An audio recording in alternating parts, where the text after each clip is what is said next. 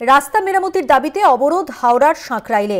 Sankrail station থেকে মানিকপুর পর্যন্ত রাস্তার হাল খারাপ, পুলিশের সঙ্গে ধস্তাধস্তি, লাঠিচার্জের অভিযোগ উঠল। 15 দিনের মধ্যে রাস্তা না সারালে বৃহত্তর আন্দোলনের হুঁশিয়ারি। দেখছেন সেই আন্দোলনের ছবিও।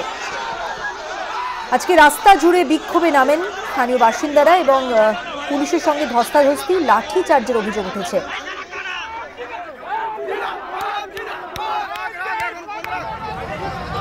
পনেরো দিনের মধ্যে রাস্তা না সারালে বৃহত্তর আন্দোলনের হুঁশিয়ারি।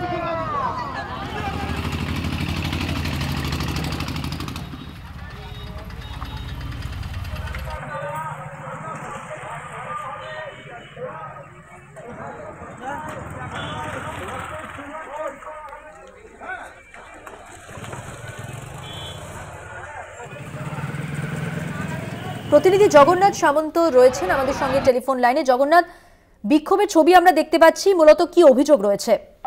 দেখো, অভিযোগ একদম গুরুতর অভিযোগ উঠে আসছে যে গত 3 বছর ধরে হাওড়া সাঁকরাইলে প্রায় 6 কিলোমিটার রাস্তা বেহাল অবস্থা, এতটাই খানাখন্দে ভরা, প্রায় দুর্ঘটনা ঘটছে, যার ফলে এলাকার মানুষরা একবারে জেরবার হয়ে গেছে। একেবারে সিপিএম এর তরফ থেকে এবং এলাকাবাসী মিলে আজকে দীর্ঘ 45 মিনিট ধরে অবরোধ চালায় এবং সাঁকরাইল থানার পুলিশের সঙ্গে ধস্তাধস্তি, ঠেলাঠেলি শুরু। অবশেষে অবরোধকারীদের রাস্তা থেকে হাঁটিয়ে দেওয়া হয় এবং আশ্বাস দেওয়া হয়েছে যে রাস্তা যথা সময় ছাড়িয়ে দেওয়ার ব্যবস্থা করবে, কিন্তু আশ্বাসই থেকে যায়। কোনোদিনই এই রাস্তা রিপেয়ারিং করা হয় না। অর্থাৎ এখানে স্থানীয় যে বিধায়ক অর্থাৎ পিয়া পালের বিরুদ্ধে অভিযোগ উঠছে যে তিনি এখানে বিধায়ক হওয়া সত্ত্বেও এই 3 বছর ধরে একদম সাঁকরাইল স্টেশন থেকে চাপাডাঙ্গা অব্দি বেহাল রাস্তার অবস্থা। অটো থেকে টোটো কেউ সঠিকভাবে যেতে পারে না, এখানে অ্যাম্বুলেন্স যেতে গেলেও বিপদে পড়ে। সেই জায়গায় তারা বাধ্য হয়ে সিপিএমের নেতৃত্বে এখানে সাধারণ মানুষরাও সেই অবরোধে অংশগ্রহণ করেছে। দীর্ঘ যানজটেরও সৃষ্টি হয়ে গেছে। পুলিশের সঙ্গে ধাক্কাধাক্কি, অবশ্যই বচসা হয়।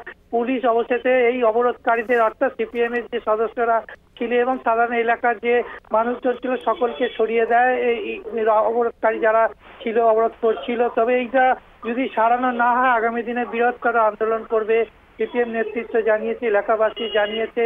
তবে এই রাস্তায় প্রায় দুর্ঘটনা ঘটছে, যে 6 কিলোমিটার রাস্তা অবিলম্বে সারানোর দাবিতেই এই পথ অবরোধ। ধন্যবাদ জগন্নাথ। কথা বললাম প্রতিনিধি জগন্নাথ সামন্তর সঙ্গে।